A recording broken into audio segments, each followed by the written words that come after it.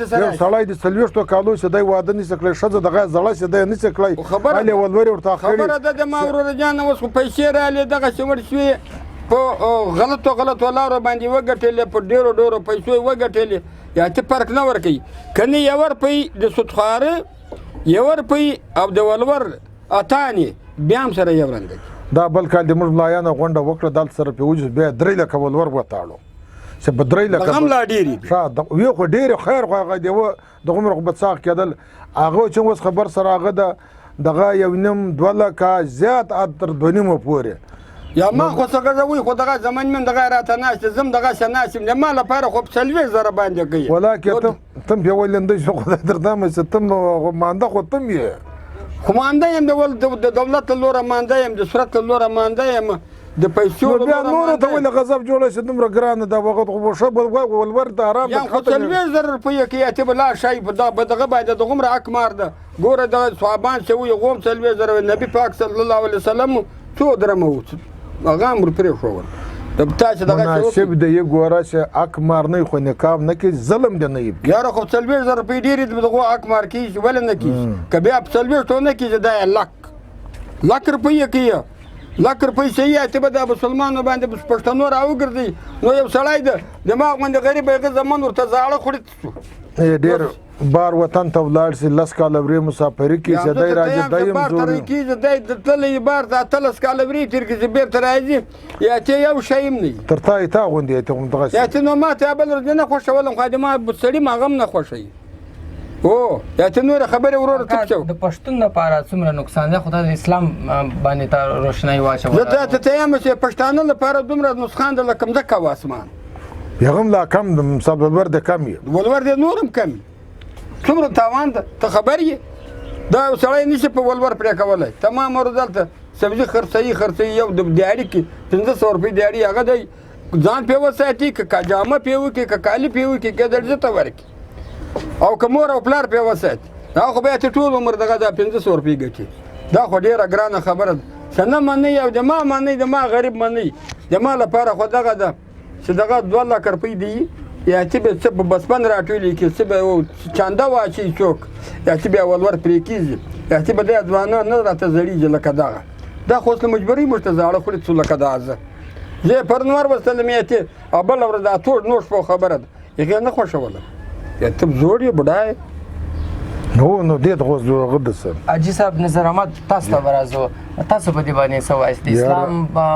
لاره څه ده اسلام څه وایي او دغسې پښتون څه وایي اسلام لار هم دغه ده انشاءالله تعالی خو موږ هم مسلمان د اسلام په لار به ځو د اسلام په لار کې خو هم دغه خور لور بالکل د ورور نیمه یک لري باید خدا د چې دا خور لور ته تل ځانه شی ورکړي چې بیا له ځانه نه یو ته د پښتو لارې ته لر راولي نو 2.5 لکه دغه ولور شاکور یې پې اوسي او پردې سره واده کړي دا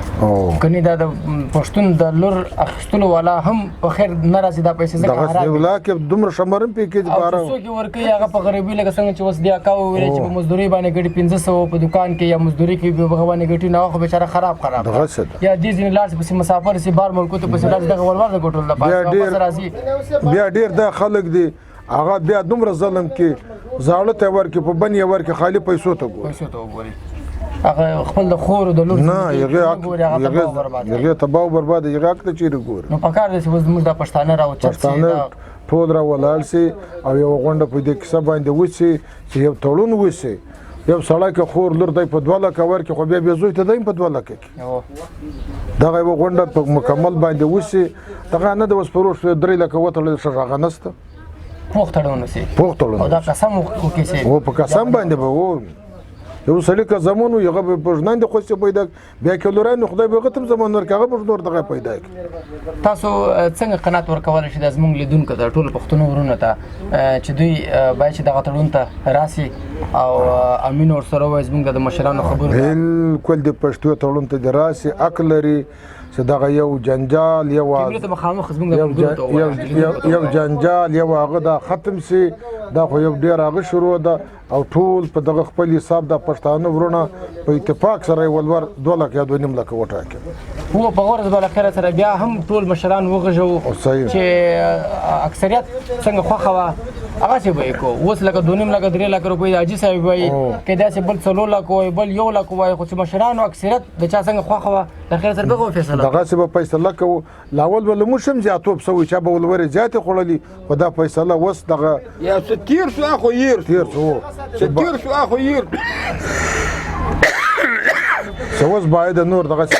نه کېږي او دغه نیک کارونه ښه کارونه وشي او خور لرم چې بیرته سړی توبه پې وکړي چې الله پاک وقبلوي نو چې بیرته ته چې دغه توبه وکړي پښتون ورور یا ته به بیرته خدای خیر راته پیش کړي هروي الله خو دې غیرتي ذاته مخته که چا تیاری کړی یا پیسې زیاتې خوړلې الله پاک به بخښنه ورته هلته کمرې ته ګور الله پاک به بخښنه ورته وکړي نو دغه موږ څه کوو وروره څه اوس راته سم دي څه 12,000 روپۍ دې راکولې ته مې نه یې خوښ نو ما چې دا خوارۍ کې د ما وروره جانه دغه څه زوړ شوم وخت در باندې ځای وخت را باندې ځای اوس 60-65 سال یم اوس خو ته د بل واده یم نه بل ته چیرې دغه مې ورته وویل دا مړی به راپخوې نور کار خو زه تا ته به یم مړی دې ولې دغه شي ته نه کتله چې زم ختمه یم تم ختم یې خدا بس یاره خو نو دې وویل چې زما نه زوړ څه کولی نو زوړ ته څه کولی نو بس دا خبره دا دومره نه وه ختمه په صورت کې خو روغه دې باډۍ ډېره کښلې باډۍ وه څنګه وه لکه باډۍ یاره داسې باډۍ وه ما د کړه دا د باډۍ لپاره برابره باډۍ وه څنګه دا اوس دې ویلې چې د مړي د خوړو دپاره یاره خو د مړي خو ما خو د کار خو نه یم خو نور خو د کار زم نه یم خو بیا د باډۍ څه کوله خبر یاره خو مړۍ به راپخوله کور کې به ناسته وه ښه ښځه به کتل به مې ورته یاره مې څه کول پښتنو ورونو ما ته دی ښکاري دی د شمېره نه ده ځکه اوس پېغې به نو خو زه ته نه یم څه خبره خو دغه به که د شمېره وای نو خو دې به راته ولي ورسره راځه دا روپۍ ور وکړه پښتنو ورونو په لیاج د خدای دا ولور زور په دغه کې سنجرې به دغه کم یې کوي په اتفاق سره به ټول پښتانه چې غونډ سي په دې باندې یو عمل وکړو دغه څه نه ده چې نن یوه سبا بلی څرنګه الله دې وکړي چې موږ دغه پښتانه ورونه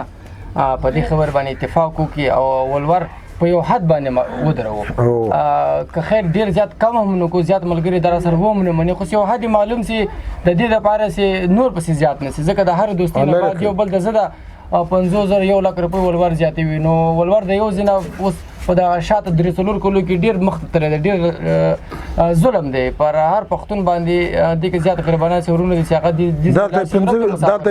25 لکه لا کړي 25 لک روپۍ 25 لک روپۍ اوس غریب سړی پوره کول نو هغه به خود داسې 15 کال ته رسېږي څنګه چې څاکا وایي بیا دا اوس حکومت ګوره ګټې هم چې وګوره ګټې هم نشته کار روزګار هم نشته نو ستاسو نو ټول دا هیله ده چې دغه مشرانو خبره دې ته سوچ وکړئ او چې کومه ورځ له خیره سره موږ د یو ځای کېدو خبره وکړو نو تاسو نو دا هیله ده چې تاسو ټول راسئ او راغونډ سئ او په دې شي کې حساب واخلئ